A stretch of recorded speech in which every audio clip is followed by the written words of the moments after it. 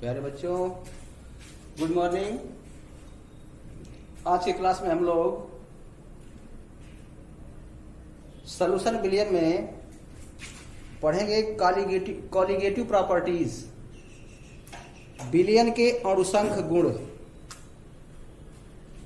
Billion के अणुसंख्य गुण,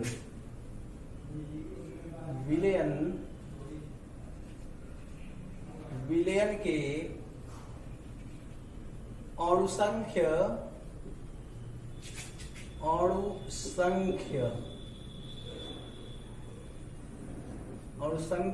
गुण, कॉलिगेटिव प्रॉपर्टीज ऑफ सॉल्यूशन।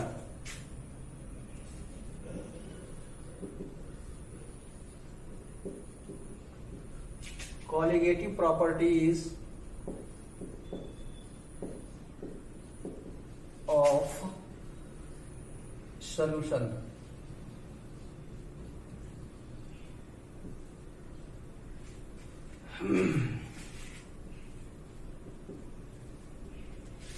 विलयन के अणुसंख्य गुण, ठीक है। जैसे मान लीजिए कोई विलायक है और उसमें हम कोई विलेय पदार्थ मिलाएंगे। जब विलायक में विलेय पदार्थ मिलाया जाता है, ठीक है, तो उससे बनता है विलयन। तो हमको पढ़ना है विलयन के अणुसंख्य गुण, ठीक है। अणुसंख्य गुण किसे कहते हैं? अणुसंख्य गुण यानी विलयन की वह विशेषता, ठीक है, सॉल्यूशन या विलयन का वह गुण जो विलेय के अणुओं की संख्या पर निर्भर करता है, उसे कहते हैं अणुसंख्य गुण। ध्यान देंगे, ठीक है। अणुसंख्य मतलब अणुओं की संख्या। किसके अणुओं की संख्या? विलेय के अणुओं की संख्या, ठीक है। यानी विलयन का वह गुण जो विलेय के अणुओं की संख्या पर निर्भर करता है, उसकी प्रकृति पर नहीं, उसे कहते हैं विलयन के अणुसंख्य गुण, ठीक है। यानी विलयन का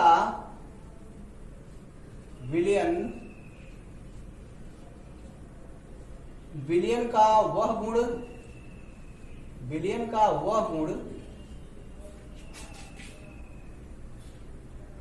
जो विलेय के अणुओं की संख्या पर निर्भर करता है। विलेय के अणुओं की संख्या पर निर्भर करता है,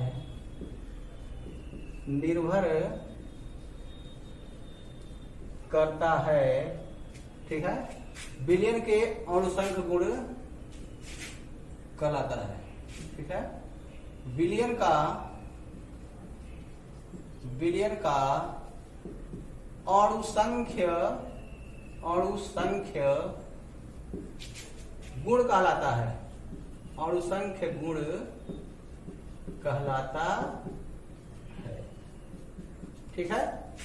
अब ध्यान दीजिए, जैसे मान लीजिए कोई विलेय है, ठीक है। यानी यहां पर हमने जल लिया, पानी लिया, ठीक है। इसमें पानी लिए हैं और इसमें हम मिला रहे हैं नमक, सोडियम क्लोराइड, ठीक है। नमक मिला रहे हैं। अब क्या होगा? तो इसमें मान लीजिए सबसे पहले हमने 25 ग्राम नमक डाला, ठीक। फिर 50 ग्राम नमक डाला, फिर मान लीजिए 100 ग्राम नमक डाला, ठीक है, इसी विलयन में, ठीक, इसी मतलब कि पानी में जितना इसका आयतन है। अब देखिए यानी क्या हो रहा है, यहाँ पर हम विलेय के अणुओं की जो संख्या है उसको हम बढ़ा रहे हैं, ठीक है। यानी पहले 25 ग्राम, फिर 50 ग्राम, उसके बाद 100 ग्राम, ठीक है। ये हमारा विलेय है, नमक विलेय है, ठीक है। तो हम क्या कर रहे हैं, हम जो है इसमें विलेय के अणुओं की संख्या को क्रमशः बढ़ा रहे हैं, ठीक है। तो विलेय के अणुओं की संख्या को बढ़ाने पर, विलेय के अणुओं की संख्या को बढ़ाने पर, ठीक है, बढ़ाने पर जो इसकी प्रॉपर्टी चेंज होगी, ठीक है, जो विलयन की प्रॉपर्टी चेंज होगी, ठीक है, उसे क्या कहेंगे? उसे कहेंगे विलयन के अणुसंख्य गुण, ठीक है, विलयन के अणुसंख्य गुण। अब ध्यान दीजिए, जो विलयन के अणुसंख्यक गुण हैं ये 4 प्रकार के होते हैं। विलयन के अणुसंख्यक गुण 4 प्रकार के, ठीक है। यानी फर्स्ट टाइप इसका पहला है वाष्प दाब का अवनमन। पहला वाष्प दाब का अवनमन। Lowering of vapour pressure, lowering of vapour pressure, ठीक है, वाष्प दाब का अवनमन। सेकेंड, क्वथनांक का उन्नयन, क्वथनांक का उन्नयन, ठीक है। Elevation of boiling point,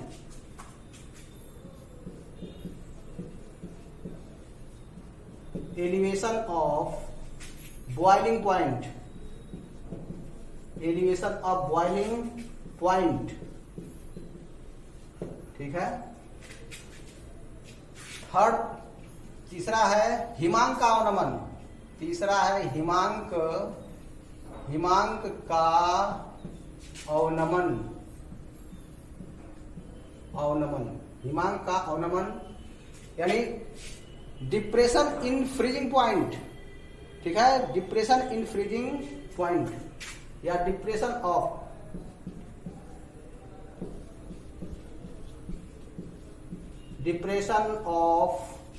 freezing point, depression of freezing point, ठीक है। और चौथा है परासरण दाब, परासरण दाब, ऑस्मोटिक प्रेशर, ऑस्मोटिक प्रेशर, ठीक है। आपको बताया गया विलयन के अणुसंख्य गुण, कॉलिगेटिव प्रॉपर्टीज ऑफ सॉल्यूशन, ठीक है। यानी विलयन का वह गुण, ठीक है, विलयन का वह गुण जो विलेय की संख्या पर निर्भर करता है, जो विलेय के अणुओं की संख्या पर, विलेय के अणुओं की संख्या पर निर्भर करता है, उसे कहते हैं, अणुओं की संख्या पर निर्भर करता है, उसकी प्रकृति पर नहीं, ठीक है, उसकी प्रकृति पर नहीं, या लिख सकते हैं उसकी प्रकृति पर नहीं, उसकी प्रकृति पर नहीं विलयन का अणुसंख्यक गुणधर्म कहलाता है, ठीक है। अब देखिए, जो अणुसंख्यक गुण है, अणुसंख्यक गुण कॉलिगेटिव प्रॉपर्टीज ये 4 प्रकार की होती है, ठीक है। There are 4 types of colligative properties of a solution, ठीक है। द फर्स्ट वन वाष्प दाब का अवनमन, lowering of vapour pressure. Second, क्वथनांक का उन्नयन, एलिवेशन ऑफ बॉइलिंग पॉइंट। हिमांक का अवनमन, depression of freezing point. And fourth one is the परासरण दाब, ऑस्मोटिक प्रेशर, ठीक है। अब ध्यान दीजिए, अब हम इसको जो है क्रम से मतलब कि पढ़ेंगे, ठीक है, पढ़ेंगे। तो इसमें एक शब्द आ रहा है वाष्प दाब, वाइपर प्रेशर, ठीक है, वाष्प दाब का अवनमन इसकी पहली विशेषता है, ठीक है।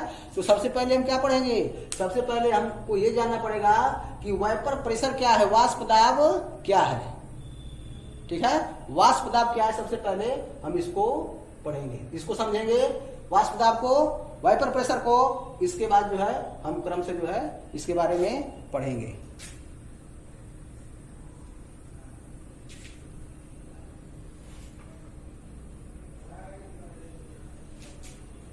ध्यान दीजिए,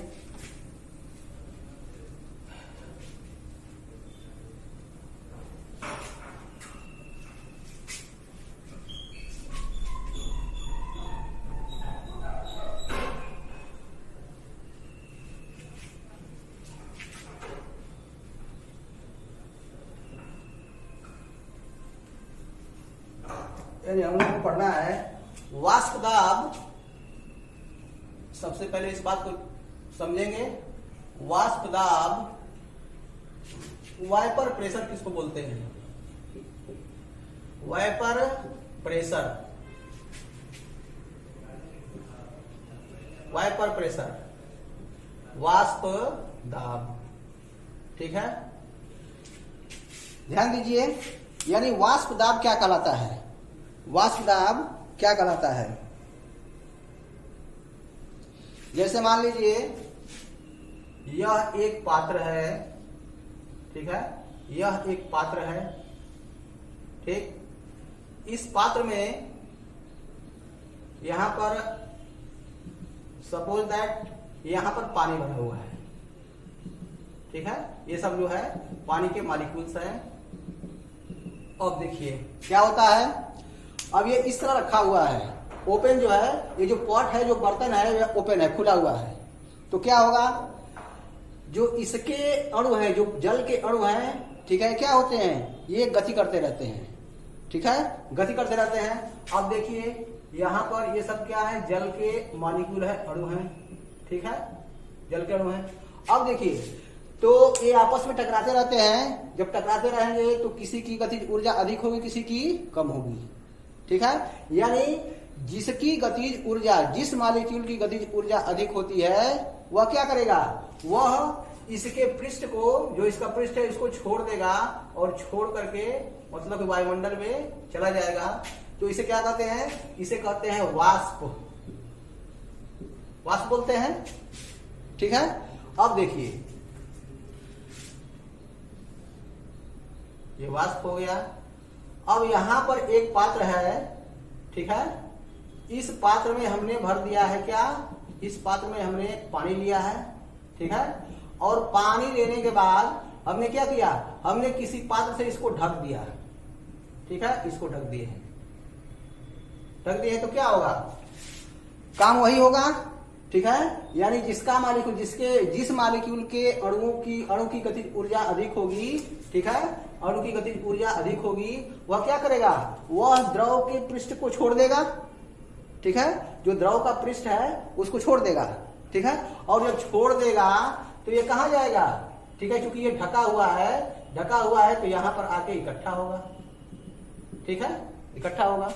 अब ध्यान दीजिए, तो यहां पर इकट्ठा होगा, यानी यह सिस्टम चलता रहेगा, ठीक। और जब यहां पर वाष्प ज्यादा मात्रा में हो जाएगी तो वहां क्या होगा, वहां वाष्प का, वाइपर का होगा कंडेंसेशन, संघनन की क्रिया होगी। और कुछ समय के बाद क्या होगा, जो भाप बना है, जो वाष्प बना है, वह वाष्प पानी की बूंद के रूप में क्या होगा, इसमें गिरने लगेगा, ठीक है। यानी ये इधर से इधर जा रहा है और इधर से इधर आ रहा है, ठीक है। यानी द्रव और वाष्प, ठीक है। जो द्रव है, ध्यान देंगे, जो द्रव है यह किसमें कन्वर्ट हो रहा है, द्रव कन्वर्ट हो रहा है वाष्प में, ठीक है, वाष्प। और जब वाष्प कलेक्ट हो रही है वाष्प में, जब कंडेंसेशन की क्रिया हो रही है तो इसमें क्या बन रहा है, द्रव बन रहा है, ठीक है, द्रव बन रहा है। तो द्रव से जब वाष्प बनता है तो यह क्रिया क्या कहलाती है, यह क्रिया कहलाती है वाष्पन, वाष्पन। और वाष्प से जब द्रव बनता है तो यह क्रिया कहलाती है द्रवण, ठीक है। अब देखिए यहां पर रिवर्सिबल रिएक्शन है, द्रव से वाष्प बन रहा है, द्रव से जो द्रव है, ठीक है, यहां पर जिस मॉलिक्यूल की गतिज ऊर्जा अधिक होगी वह द्रव के पृष्ठ को क्या करेगा, छोड़ देगा, और छोड़ देगा तो आगे जाएगा, और यह ढका हुआ है। तो जब हम पात्र से ढक दिए हैं तो क्या होगा, वह इस पात्र पर इकट्ठा होगा, ठीक है। यानी द्रव से क्या बन गया, वाष्प बन गया। तो द्रव से जब वाष्प बना तो यह क्रिया क्या कहलाती है, वाष्पन, ठीक है। और जो वाष्प इकट्ठी होती रहेगी, यहां पर जो वाष्प इकट्ठी होती रहेगी तो क्या होगा, वाष्प जो है बूंद के रूप में कंडेंस होगी, ठीक है, उसका संघनन होगा। और जब संघनन होगा तो यह जो है बूंद के रूप में पानी इसमें गिरने लगेगा, ये वाष्प का पानी, ठीक है। तो ये वाष्प किसमें बदल गया, द्रव में। अब देखिए, ध्यान दीजिए, यानी ये आपको मालूम है कि सबसे पहले इसकी क्वांटिटी अधिक है तो इसकी दर अधिक होगी, ठीक है, इसकी दर कम होगी, इसकी दर कम होगी, ठीक है। फिर ऐसा करते करते क्या होगा, इसमें साम्यावस्था स्थापित हो जाएगी, साम्य की स्थिति आ जाएगी, ठीक है। यहाँ पर कुछ समय के बाद, ठीक है, क्या होगा, साम्यावस्था स्थापित हो जाएगी। जब साम्यावस्था स्थापित हो जाएगी तो मतलब, इसका मतलब क्या होता है, इसका मतलब ये है कि साम्य की अवस्था में इस अभिक्रिया, इसको कहते हैं अग्र अभिक्रिया और इसे कहते हैं पश्च अभिक्रिया या प्रतिप अभिक्रिया, ठीक है। तो साम्य की स्थिति में अग्र और पश्च दोनों अभिक्रियाओं की दर क्या हो जाती है, बराबर हो जाती है। यानी द्रव जिस दर से, साम्य अवस्था में द्रव जिस दर से वाष्प में परिवर्तित होगा, ठीक है, वाष्प उसी दर से कंडेंस होकर के द्रव के रूप में क्या होगी, बूंद के रूप में, द्रव के बूंद के रूप में गिरेगी, ठीक है। अब देखिए, तो इस कंडीशन में, यानी जब यह कंडीशन आ जाती है तो इस कंडीशन में जो वाष्प है, इस कंडीशन में जो वाष्प है वह जितना दबाव डालेगा, ठीक है, वाष्प जितना दबाव डालती है उसे कहते हैं द्रव का वाष्प, उसे कहते हैं वाष्प दाब। यानी किसी ताप पर साम्य की अवस्था में, देखिए ये फॉरवर्ड और बैकवर्ड दोनों रिएक्शन हो रहा है। जब दोनों की दर समान हो जाएगी तो हम कहते हैं कि उसमें साम्य अवस्था स्थापित हो गई है। जब साम्य अवस्था स्थापित हो जाती है, ठीक है, उस स्थिति में, उस कंडीशन में, ठीक है, जो वाष्प द्वारा दाब डाला जाता है उसे कहते हैं द्रव का वाष्प दाब। यानी डिफिनेशन क्या बनी कि स्थिर ताप पर या निश्चित किसी भी ताप पर, ये हम काम जो है किसी टेम्परेचर पर कर सकते हैं। टेम्परेचर बढ़ाएंगे तो वाष्प की दर अधिक होगी, टेम्परेचर कम रहेगा तो वाष्प की दर कम होगी, ठीक है। यानी किसी ताप पर क्या होगा, किसी भी टेम्परेचर पर, किसी भी ताप पर, ठीक है, साम्य की अवस्था में, किसी भी ताप पर साम्य की अवस्था में, देखिए यहां लिखा रहे हैं, साम्य की अवस्था में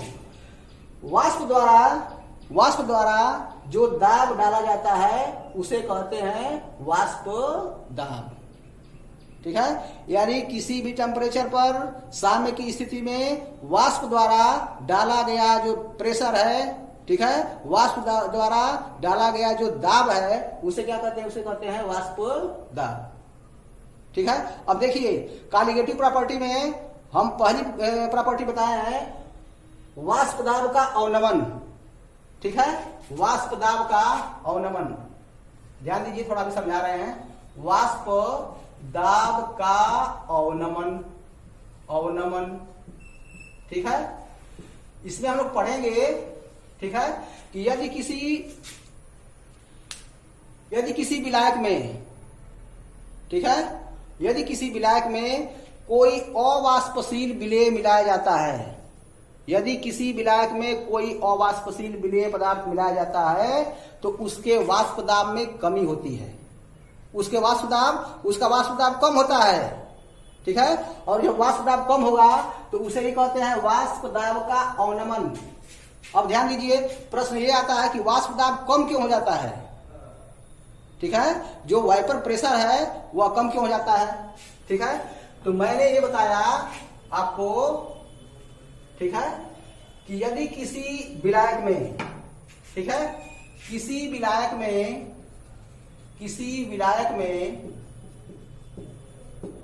अवाष्पशील विलेय पदार्थ,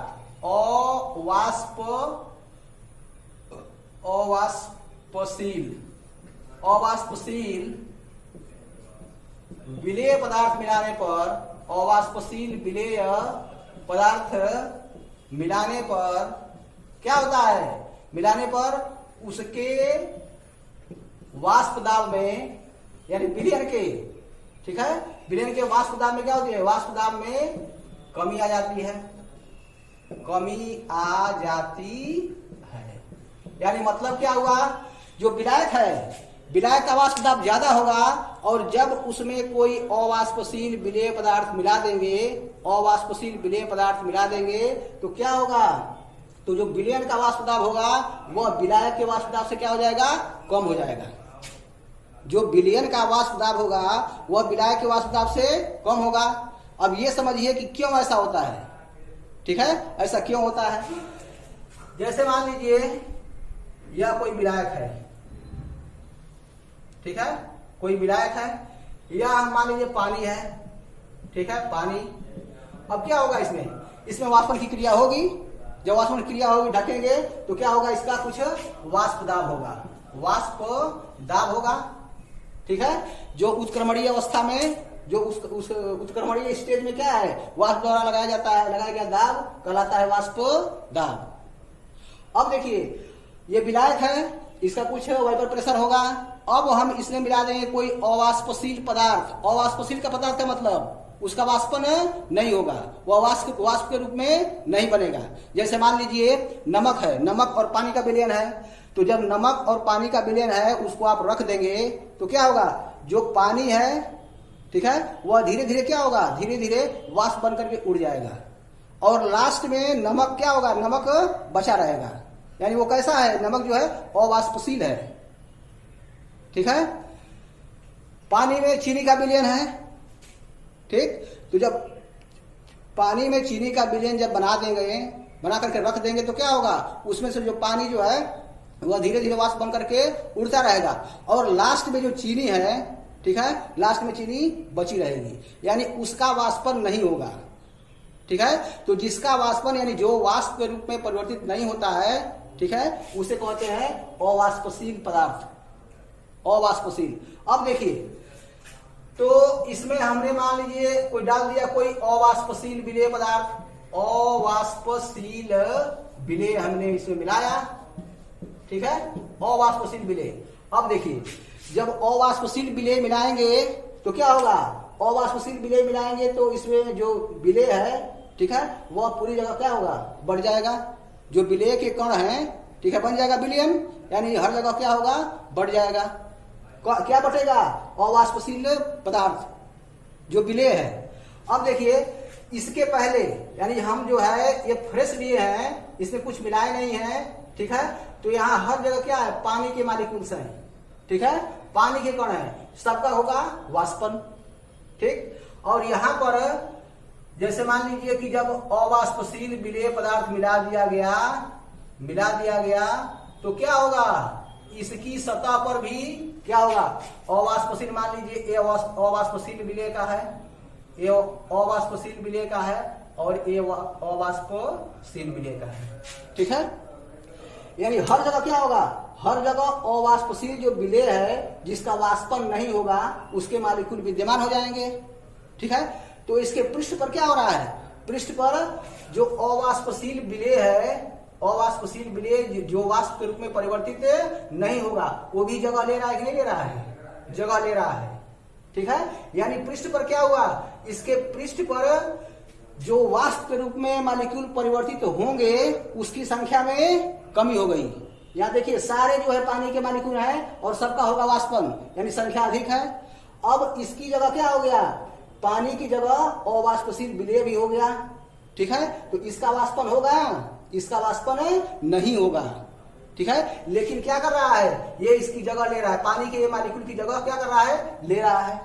यानी जब पानी के मॉलिक्यूल की जगह ले रहा है तो जिस मॉलिक्यूल का वाष्पन होना है उसकी संख्या में कमी होगी, ठीक है। जब उसी की संख्या में कमी होगी तो वाष्प क्या होगा, वाष्प जो है कम बनेगा, ठीक है। जब वाष्प कम बनेगा, ठीक, तो उत्क्रमणीय अभिक्रिया में क्या होगा, जब कम बनेगा तो दाब उसके द्वारा कम लगेगा, यानी वाष्प दाब क्या होगा, यहाँ पर वाष्प दाब इसका कम हो जाएगा, क्योंकि वाष्पन की दर क्या हो गई, वाष्पन की दर कम हो गई, ठीक है। तो यही कहा जाता है, कहा गया है यहाँ पे कि किसी विलायक में कोई अवाष्पशील विलेय पदार्थ मिलाने पर उसके वाष्प दाब में कमी आ जाती है। कमी क्यों आ गई, क्योंकि जो पृष्ठ पर अणुओं की संख्या है, ठीक है, वाष्पशील अणुओं की संख्या में क्या हो गई, कमी हो गई, ठीक है। क्यों कमी हुई, क्योंकि अवाष्पशील विलेय जो है क्या ले रहा है, जगह घेर रहा है, ठीक है। जब अणुओं की संख्या में कमी हो गई तो वाष्पन क्या होगा, कम होगा, इसीलिए इसका वाष्प दाब क्या हो जाता है,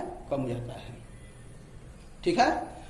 तो जो चीज आपको बताई गई है, छोटी छोटी चीजों के बारे में चर्चा की गई है, और ये बहुत ही मुख्य चीजें हैं, बहुत ही इंपॉर्टेंट चीजें हैं, ठीक है। इस वीडियो को ध्यान से देखिए, ठीक है, ध्यान से देखिए, वीडियो को 1 बार 2 बार 3 बार देखिए, ठीक है। अपनी बुक को पढ़िए, अपनी किताब को पढ़िए, ठीक है। और कल जो है हम जो वाष्पदाब का अवनमन यानी जो कॉलिगेटिव प्रॉपर्टीज में 4 प्रॉपर्टीज बताई गई है, ठीक है, उसको हम चारों के बारे में हम नेक्स्ट वीडियो में चर्चा करेंगे।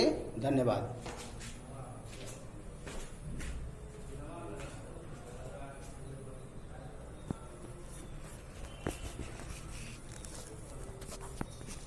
पच्चीस